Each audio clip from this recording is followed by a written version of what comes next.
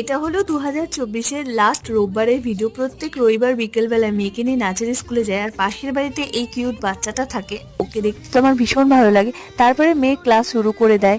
এরপর পেলাম পুরীর জগন্নাথের প্রসাদ ম্যামের থেকে। তারপরে নাচটা ভালো করে তুলে নিলাম মোবাইলে। চাটনি ফুচকা এনেছিলাম 25 টাকায় 6টা, খেতে কিন্তু খুব ভালো ছিল। তারপরে খেলাম চায়ের সাথে টা। এরপর তাড়াতাড়ি করে মেয়েকে পড়াতে বসে পড়লাম। পড়া হয়ে গেছে, এসছিল আমার ছোটো ভাইজি, তো এসছে বলে আমি মোমো আনালাম। তো তিনজনা মিলে মোমো খেলাম। তারপরে কয়েকদিন আগে, মানে 2 দিন আগে গেছিলাম একটা মেলাতে, আমাদের পাশেই হয়। একটা বিলকে কেন্দ্র করে মেলাটা হয়। মেলায় যাওয়ার দুটো উদ্দেশ্য, সেটা হলো এই পিঠেটা খাওয়া। এই পিঠেটা আমার অসম্ভব ফেভারিট।